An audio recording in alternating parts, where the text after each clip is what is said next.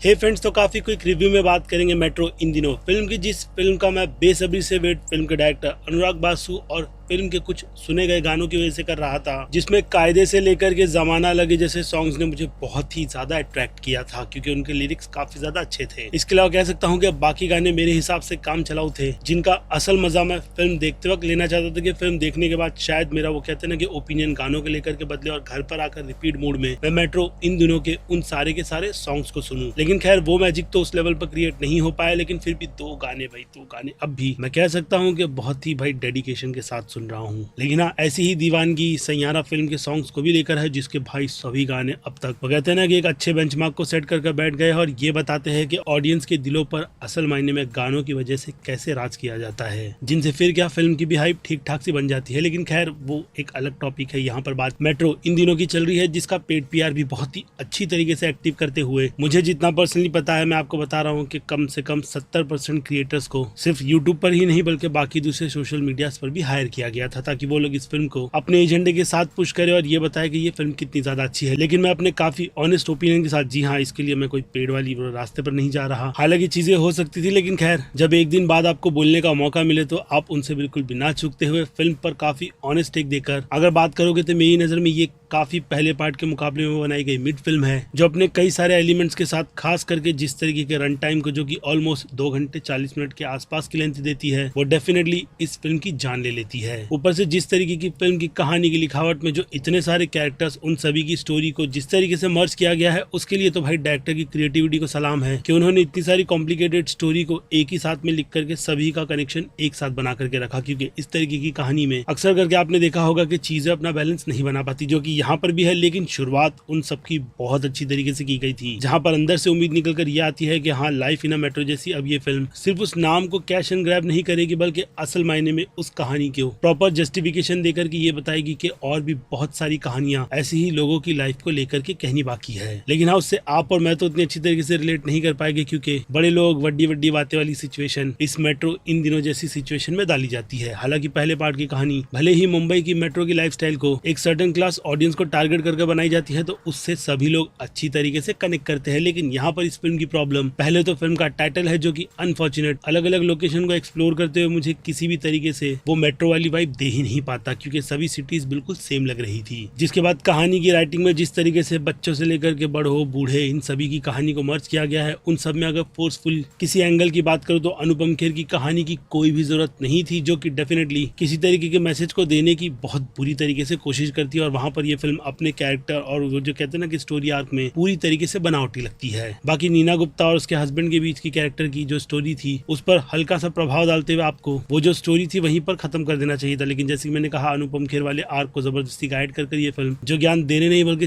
वाली सिचुएशन में गई थी, वहीं पर वो कहानी मेरे लिए पूरी तरीके से लेट इट डाउन वाली सिचुएशन क्रिएट कर दे देती है। और ऐसी ही क्रिएटिविटी मेकर्स की तरफ से जो अपना एजेंडा पुश करने को वो जो 14 साल के पंकज त्रिपाठी और कोनकना सेन के बच्चे की दिखाई गई है, जो कि अभी तो अपनी सेक्सुअलिटी को लेकर के बहुत ज्यादा कंफ्यूज है, लिटरली भाई उसकी बिल्कुल भी जरूरत नहीं थी। और उसे देख करके मैं बहुत ज्यादा भाई चिढ़कर बैठा हूँ कि मेकर्स अपना एजेंडा दूसरों पर जबरदस्ती के लिए क्यों थोपते हैं। क्योंकि अगर उन्हें इस सिचुएशन को दिखानी है तो ले लो भाई, कोई बड़े एक्टर, एडल्ट एक्टर को ले लो। बच्चों को इन सबसे दूर रखते हुए मुझे लगता है कि आपको अपनी एक सीमा तय करनी चाहिए, जिनमें उन्हें लग रहा होगा कि भाई हम वेस्टर्न कल्चर को यहाँ पर भाई दिखाते हुए लोगों के बीच काफी ज्यादा आगे की सोच रखेंगे, जो कि वो आगे जाकर के जब इस फिल्म को देखे तो ये सोचे कि भाई मैसेज बहुत ज्यादा डीप, काफी ज्यादा पहले दे दिया गया था। जिसके लिए मैं कहूंगा घंटा मेरा, जिस बच्ची की सिचुएशन में ना तो स्टोरी ढंग की थी और ना ही उसकी कोई नीड थी, और जिस तरीके का उस कैरेक्टर को अपने पे ऑफ वो भी सारा अली खान से प्रवचन दिला करके दिया है, अगेन कहूंगा बिना जस्टिफिकेशन के सीधे सीन को फिल्म से डिलीट करो तो भी फिल्म अपनी कहानी से इधर उधर बिल्कुल भी नहीं भटकती। क्योंकि वो स्टोरी निकाल दी जाए तो मैं कह सकता हूँ कि फिल्म अपनी लेंथ से थोड़ा बहुत कम हो जाएगी। क्योंकि यही प्रॉब्लम जो पहली मेट्रो में गानों की सिचुएशन को दिखा करके किया गया था, यहाँ पर भाई कह सकता हूँ कि प्रीतम दा बहुत ज्यादा इरिटेट कर रहे थे। क्योंकि कहीं कहीं पर वो रिदम अच्छी तरीके से बैठता है, लेकिन हर बार जब गाने की सिचुएशन एक कैरेक्टर के तौर पर हमारे सामने निकल कर आती है तो वहां पर चीजें कहानी का फ्लो बनाना चाहिए, जो कि इस फिल्म की कहानी पर लगाती है ब्रेक। और फिर से डायरेक्टर की क्रिएटिविटी नेगेटिविटी दिखाती है, जिन्होंने इस तरीके के डिसीजन में कहीं ना कहीं इस फिल्म को मेरे लिए तो बर्बाद कर दिया। और इसके अलावा इस फिल्म पर उनका टेक सिर्फ गानों तक ही नहीं रुकता, बल्कि फिल्म की कन्वर्जेशन में भी बीच बीच में जग्गा जासूस वाली आत्मा उन पर घुस जाती है। और फिर क्या था, सारे कैरेक्टर्स गानों की रिदम में बात करते हुए अपनी सिचुएशन एक्सप्लेन करते हैं। यानी यहाँ पर फनी टोन को डाल करके फिल्म की अच्छी खासी लेंथ को जस्टिफाई करने की जो नाकाम कोशिश की गई है, उसमें मेकर्स फेल हो गए। और अब कैरेक्टराइजेशन पर अगर स्टोरी की बात करूँ तो कोनकना सेन के कैरेक्टर की स्टोरी अच्छी शुरू हुई थी, लेकिन उसके बाद की सिचुएशन कि तू चीट कर मैं भी चीट करूंगी भाई, बहुत ज्यादा बचकानी थी, जिसमें डेफिनेटली ये चीज समझ आती है कि शायद जो भी राइटर्स इन्वॉल्व रहा होगा उसने अपने फेमिनिज्म का झंडा उस पूरी कहानी के आंख में गाड़ दिया, वो भी बहुत बुरी तरीके से, जो कि डेफिनेटली आप देखोगे तो आपको पता चल जाएगा कि मैं किन बारों में बात कर रहा हूँ। क्योंकि अगर टिंडर जैसी सिचुएशन आज की टाइमलाइन में अगर आप ऐड कर रहे हो तो उसमें अगर हस्बैंड उसे यूज कर रहा है तो कहीं ना कहीं औरत भी खुद ही के लिए भी लाइफ के रिलीफ में वो जिसे वो लोग ब्रेक कहते हैं ना, उसी के लिए गई थी। यानी वो भी एक हिसाब से चीट ही कर रही थी, लेकिन हस्बैंड को जस्टिफाई यहाँ पर चीटर के तौर पर करना था, जो कि उन्होंने कर दिया। लेकिन दूसरी तरफ यही कन्वर्जेशन जब कोनकना सेन अपनी मां नीना गित्ता से करती है तो यहाँ पर मैटर उसकी लाइफ का चल रहा है, जिसमें वो जबरदस्ती उनके पेरेंट्स की लाइफ के पास को घसीटती है,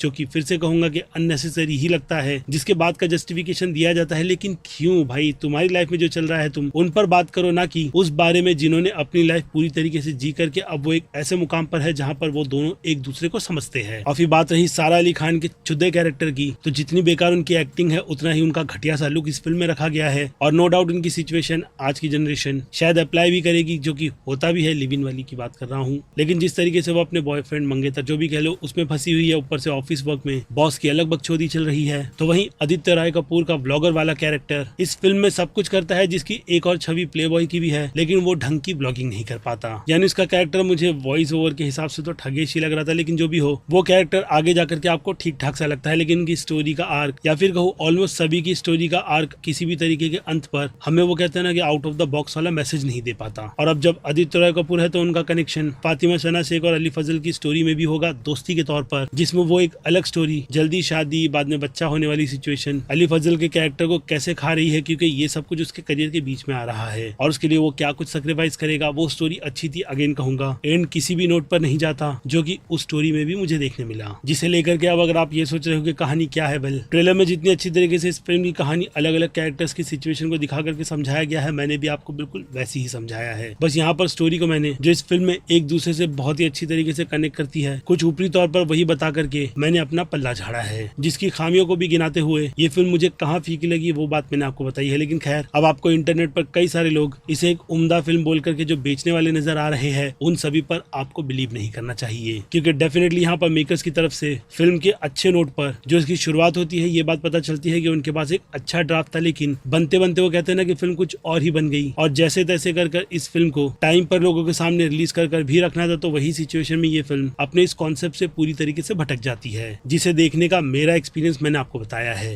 बाकी अगर थिएटर में देखने की सोच रहे हो, वेल तो ऑप्शन है स्किप करने का, क्योंकि बड़ी स्क्रीन पर ग्रीन स्क्रीन वो भी इस फिल्म की खामियों को आपको भर भर कर दिखाती है, ऊपर से सभी का मेकअप उतना भी ज्यादा अच्छा है नहीं। तो मेरी तरफ से तो सलाह, अगर आपको वन टाइम वॉच के हिसाब से फिल्म देखना है तो घर पर बैठकर देख लेना, वो ज्यादा बेटर रहेगा। थिएटर जाने की फिलहाल तो कोई जरूरत नहीं, जो कि डेफिनेटली ये फिल्म डिजर्व भी नहीं करती। लेकिन खैर, अब फिल्म लोगों ने बेच दी है, वो भी उन लोगों ने भी जो लोग डेफिनेटली इस तरीके की फिल्म के जॉनर को बिल्कुल भी सपोर्ट नहीं करते, लेकिन जब बात अच्छे खासे प्रमोशन की निकल कर आए तो उनकी तरफ से भी फिल्म की तारीफ की जाती है। और कई लोगों ने तो फिल्म देखी भी नहीं, जिन्होंने बस पॉइंटर्स को ही रीड कर इस फिल्म को अच्छा बोल दिया। बाकी यहाँ इसके रिव्यू में नेगेटिविटी और पॉजिटिविटी के साथ साथ आप लेंथ पर बात कर सकते हो, इन सब की परमिशन भी दी गई थी, जिनसे अगेन कहूंगा मैंने खुद को थोड़ा दूर कर लिया था, क्योंकि वो टाइम पे तबीयत भी थोड़ी खराब थी और कैंपेन में इतना ज्यादा इंटरेस्टेड नहीं था। इसलिए जैसे कि मैंने कहा, एक दिन बाद वाला वीडियो समझ सकते हो कि मैं क्यों डाल रहा हूँ। जिसके बाद अब इस फिल्म की रेटिंग्स की बात करें, क्योंकि ज्यादा बोला तो फिर प्रॉब्लम हो जाएगी, इसलिए मास ऑडियंस की नजर में ये एक बी की कैटेगरी की फिल्म है और क्रिटिक्स के लिए तो सीधे सीधे A+ ले लो, बात ही खत्म हो जाती है। क्योंकि वो कहते हैं ना कि इस साल की सबसे अच्छी बनी फिल्म है, अगेन कहूंगा उनकी नजर में, जिनसे पूरी तरीके से डिसएग्री करते हुए मैं इस फिल्म को B- की कैटेगरी में रखूंगा, जिसे देखने के ऑप्शन में अगर देखोगे तो भी चलेगा और अगर स्किप भी कर दिया तो घंटा कुछ फर्क नहीं पड़ेगा। बाकी खैर, ये मेरा पर्सनल ओपिनियन था मेट्रो इन दिनों फिल्म को लेकर के, जिस पर फिर से कहूंगा कि ऑनेस्ट ओपिनियन मैंने दिया है। बाकी आपकी राय कमेंट में लिख के बताइएगा। इसके अलावा मैं हूं Aziz, movie stock show channel like share subscribe भूलना मत, दूंगा जल्दी दूसरी किसी वीडियो में। Till then,